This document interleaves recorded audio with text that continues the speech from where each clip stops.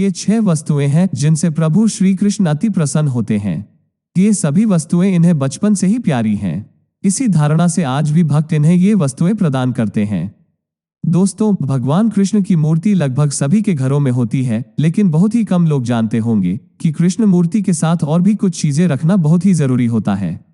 आज हम आपको ऐसी 6 वस्तुओं के बारे में बताने जा रहे हैं जो भगवान श्री कृष्ण को बहुत ही प्रिय हैं और कृष्ण प्रतिमा के साथ इन 6 को भी रखने पर भगवान की विशेष कृपा पाई जा सकती है।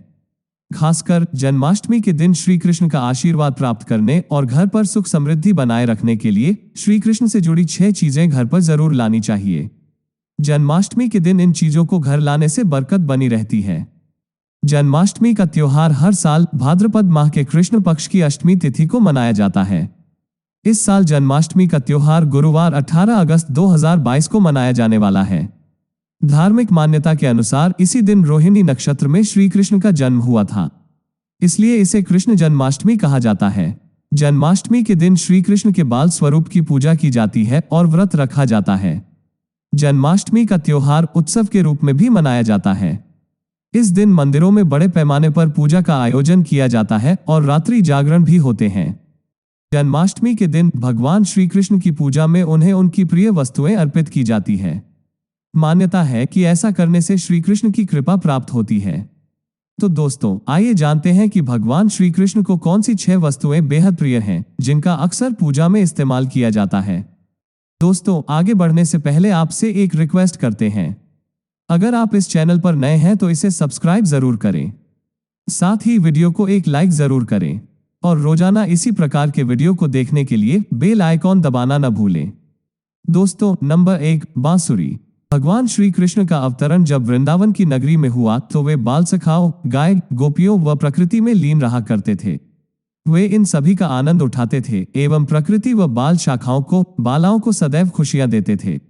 उनकी बंसी की मधुर धुन सभी का मन मोह लेती थी। श्री कृष्ण को अपनी बांसुरी से बहुत प्रेम है। श्री कृष्ण की माने तो बांसुरी अत्यंत ही मधुर होती है, जो नकारात्मकता को दूर कर एक सकारात्मक वातावरण बनाती है, साथ ही ऊर्जाओं का भी संचार करती है।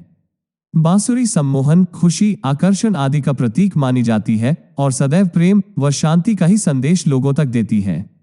श्री कृष्ण को बांसुरी से इसलिए भी अधिक प्रेम था क्योंकि बांसुरी मुख्य रूप से 3 गुणों से सुसज्जित होती है। बांसुरी में जिस प्रकार 3 छेद होते हैं, उसी प्रकार उसमें 3 सुंदर गुण भी होते हैं जो लोगों को अपनी ओर आकर्षित करते हैं। पहला, बांसुरी में कहीं भी कोई गांठ नहीं होता, अर्थात लोगों को अपने अंदर किसी के प्रति ईर्ष्या, द्वेष व दुर्भावना की गांठ नहीं बांधनी चाहिए। किसी के प्रति बदले की भावना नहीं रखनी चाहिए। ऐसे लोग श्री कृष्ण को अत्यंत ही अप्रिय है। वहीं बांसुरी के दूसरे गुण के संबंध में भगवान श्री कृष्ण ने कहा है कि यह बिना बजाए कभी आवाज नहीं करती, अर्थात जब तक बांसुरी को बजाया नहीं जाता वह बोलती नहीं है। यानी जब तक आपसे पूछा ना जाए तब तक आपको नहीं बोलना चाहिए, अर्थात आपके लिए संयमित वार्तालाप ही उचित व सकारात्मक परिवेश उत्पन्न करती है। वहीं बांसुरी के तीसरे गुण को अत्यंत ही प्रिय बताते हुए श्री कृष्ण कहते हैं कि बांसुरी को जब भी बजाओ तब वह मधुर ध्वनि ही देती है, अर्थात यदि आप कुछ बोल रहे हो तो जब भी अपना मुख खोले सुंदर यानी मधुर ही बोले, ताकि लोगों का ध्यान आपकी ओर आकर्षित हो, आपसे लोगों में प्रसन्नता का वातावरण बने और चारों ओर प्रेम फैले। कान्हा ने कहा है कि जिन भी जातकों के अंदर यह तीनों गुण समाहित होते हैं उसे मैं अपने हृदय से लगा लेना चाहता हूं, इसलिए मुझे बांसुरी से अत्यंत प्रेम है। दोस्तों, नंबर 2, गाय। श्री कृष्ण को गौ से अत्यंत ही लगाव व प्रेम है। भगवान श्री कृष्ण गौ माता की नित्य प्रतिदिन सेवा किया करते थे। उनके प्रति अपनी कृतज्ञता व प्रेम जताया करते थे। शास्त्रों में ऐसा कहा गया है कि गाय के अंदर 33 कोटि देवी देवताओं का वास होता है। गाय एक ऐसी पशु है जिसे कामधेनु कहकर संबोधित किया गया है। गाय को माता मानकर पूजा जाता है। श्री कृष्ण कहते हैं कि गायों में संपूर्ण सृष्टि का वास होता है। ये पृथ्वी का प्रतीक है जिसमें सभी देवी देवता विद्यमान हैं। यहाँ तक कि संसार को मार्गदर्शन देने वाली वेद व उनकी ऋचाएं भी गाय में ही प्रतिष्ठित है। गाय से उत्पन्न सभी तत्व जन कल्याण हेतु अत्यंत ही हितकारी होते हैं। गाय के अपशिष्ट पदार्थ भी अत्यंत ही महत्व माना जाते हैं।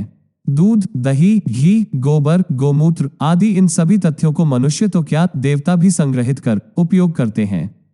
गाय को सबसे अधिक उदार व मां समान माना गया है। ऐसा माना जाता है कि जो भी व्यक्ति गोमूत्र, गोबर, दूध, दही, घी आदि जैसे पंचगव्य का सेवन करता है, उनके शरीर के अंदर कभी भी पाप का ठहराव नहीं होता है। श्री कृष्ण स्वयं भी गौ की प्रतिदिन प्रदक्षिणा कर उन्हें नमन किया करते थे। गाय की सेवा करने से व्यक्ति पापों से मुक्त होकर अक्षय स्वर्ग के सुखों की प्राप्ति करता है। अतः कृष्ण की गाय के प्रति अद्भुत श्रद्धा भावना की थी। दोस्तों, नंबर 3, कमल। श्री कृष्ण को कमल का पुष्प भी अत्यंत ही प्रिय है। भगवान श्री कृष्ण श्री हरि विष्णु के अनन्य अवतार हैं। श्री हरि विष्णु को कमल नयन भी कहा जाता है। श्री हरि विष्णु ने भगवान शिव की आराधना हेतु 108 कमल का अर्पण किया था, जिसमें एक कमल पुष्प कम हो जाने पर उन्होंने अपने नेत्र को निकालकर भगवान भोले भंडारी के चरणों में अर्पित किया था। तब से उनका नाम कमल नयन कहलाया। कमल नयन के अनन्य अवतार श्री कृष्ण कमल के पुष्प के संबंध में कहते हैं कि कमल कीचड़ में खिलता है, बावजूद इसके वो बुराइयों के सदैव स्वयं को पवित्र रहने का संदेश दुनिया के समक्ष प्रस्तुत करता है। कमल सांसारिकता के मध्य रहकर आध्यात्मिकता में लीन रहने का प्रतीक माना गया है। इसे जीवन की सरलता व जटिलताओं के निवारण का प्रतीक तत्व माना जाता है। दोस्तों, नंबर 4, मोर पंख। पक्षियों में मोर का अत्यंत ही अधिक महत्व माना गया है। मोर भगवान शिव शंकर भोलेनाथ के ज्येष्ठ पुत्र कार्तिकेय का वाहन भी माने जाते हैं। इसके अतिरिक्त मोर का शास्त्रों में वर्णन करते हुए कहा गया है कि मोर चिल ब्रह्मचारी युक्त जीव है, जिसके अंदर प्रेम में ब्रह्मचर्य की अद्भुत भावना समाहित होती है। इसी कारणवश भगवान श्री कृष्ण का मोर से अत्यंत ही लगाव है। इसलिए श्री कृष्ण मोर के प्रति अपने सम्मान व प्रेम की भावना को दर्शाते हुए उन्हें अपने सिर के मुकुट में स्थान देते हैं।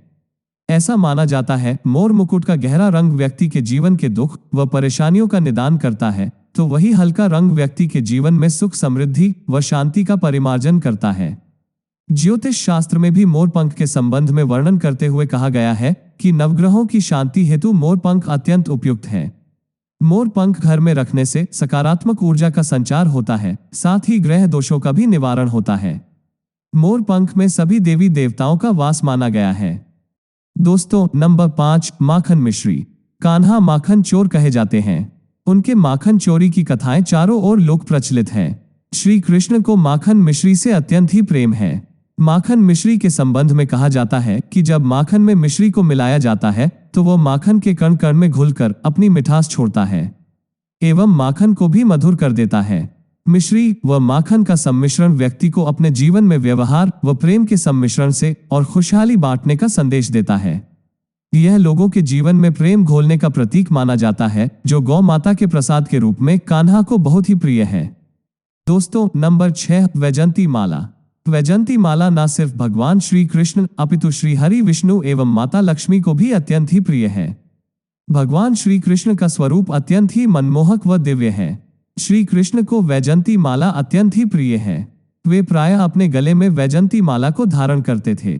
वैजंती माला कमल के बीजों से निर्मित होती है। दरअसल कमल के बीज अपने प्रकृति के अनुरूप गुणों से काफी सख्त होते हैं, बावजूद इसके वे काफी चमकदार रहते हैं और टूटते नहीं हैं, न ही सड़ते हैं।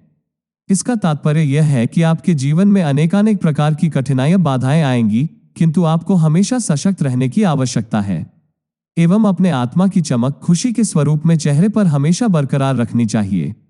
स्वयं को किसी भी दुख व परिस्थितियों में टूटने नहीं देना चाहिए। साथ ही यह इस बात का भी संदेश देता है कि लोगों को हमेशा अपनी नींव से जुड़े रहना चाहिए। वैजंती जमीन से उत्पन्न होती है, जो इस बात का भी संदेश देती है कि व्यक्ति को सदैव अपने जमीन से अर्थात अपनी भूल पहचान व अपने अस्तित्व से जुड़ा हुआ होना चाहिए, भले ही आप स्वयं में कितनी भी बड़ी उपलब्धि क्यों न हासिल कर ले। अतः अपने अस्तित्व को सदैव जहन में रखना चाहिए, ताकि आप स्वयं को अहंकार से मुक्त रख बाधाओं से दूर रख पाए। जन्माष्टमी की पूजा में इन चीजों को कान्हा को अर्पित करें और उसके बाद घर पर रख दें। दोस्तों, आप भी श्री कृष्ण का आशीर्वाद पाना चाहती हैं तो कमेंट बॉक्स में लिखना न भूलें। जय श्री कृष्ण, राधे राधे। और दोस्तों, गौ माँ के लिए एक लाइक तो बनता है, साथ ही वीडियो को शेयर करें, लाइक करें और चैनल को सब्सक्राइब जरूर करें। जय श्री कृष्ण, राधे राधे।